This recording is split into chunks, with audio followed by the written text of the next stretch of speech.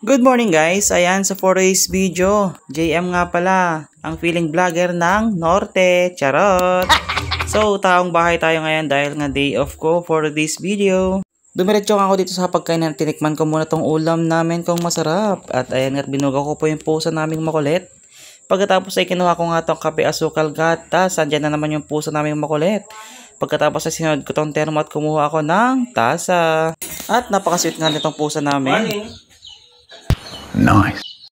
Dahil nga day off natin for this video, ito medyo maladaw akong bimangon dahil nga aldaw akong bimangon. Naggulo.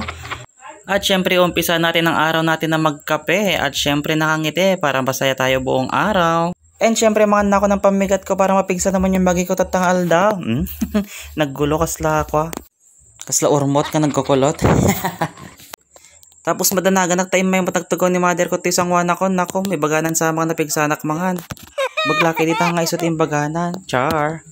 Pagkatapos ko ang kumain, mag-uurong na nga sana ko, pero bakit ganito yung nakita ko? Punong-puno yung lababo. Napakamotala ko ng ulo at tinignan ko yung pinagkainan ko. 3 piraso pero yung huhugasan ko. Nako, sandamakmak naman na ito. Kaya naman ay rinugyan ko na mag-inaw. Baka naman abutin pa ako ng siyam-siyam dito. At syempre pagkatapos ko mag-urong ay hinihanda ko na itong mga gagamitin ko dahil magluluto ako ng pananghalian namin. And syempre hiniwa-hiwa ko na itong karinang baboy at luluto natin itong pang-adobo.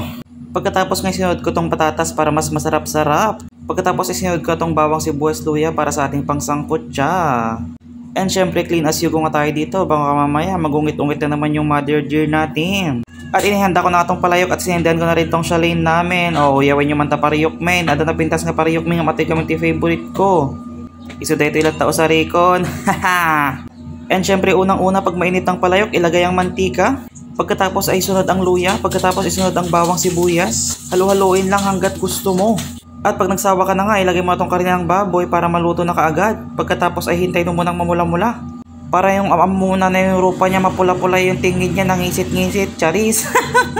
Tapos nauma ka mang kiwaran kay kalubamon, tano naglabaga nga stone. Tapos pag makita mo na nga okay na yung karne, ilagay mo na itong patatas. Mabubulol na ako. Ilagay mo itong patatas para masarap. Pagkatapos ilagay mo na yung asawa mong toyoin. Ay, yung toyo. Tapos sunod mo yung suka. Suka nakaamoy ng kilikili ng kakilala mo na di mo masabi-sabi kung paano mo sasabihin na maasim siya. Charot. Tapos templahin mo na. Lagyan mo ng kape, asukal, mantika. Bahala ka na kung anong gusto mo. Pagkatapos mong iwanan, ibalikan mo. Doon ka naman magaling yung iwanan. Tapos babalikan kung gusto mo. Charot. Tapos naman tikman mo naman kung masarap para hindi ka mapahiya sa kakain. Tapos biglang bumisita itong mga tito-tita ko dahil nga merong karamdaman yung lola ko. Pagkatapos ay binisita ko nga itong mga alaga kong kalapati dahil ang dami na nila. Halos 15 na sila mga kaigan. Charot. Kaigan? Uy, iba yun. Tapos nga yung mga baby na kalapati natin, ang dami nila. Meron 3 doon, meron ding isa dito. Ang laki-laki na nga oh. Oh, no kahit yung gumatang, PM is the key, kakabsat ka nagurat. Pagkatapos ay pinakain ko na nga itong mga manok namin, tapos nung nag-iisang pato namin. Tapos sinunod ko itong mga rabbit namin, ito si Itim, ito naman si Puti. Pinaghiwalay ko muna kahit mag-asawa sila dahil pagka magkasama, nako, ang bilis nilang dumami. Tapos maraming salamat pala sa pagsayang ko ng 3 minuto mo, hanggang dito na lang to. Maraming salamat, agbuya kang tumanis sumarunong ka video, agyaman!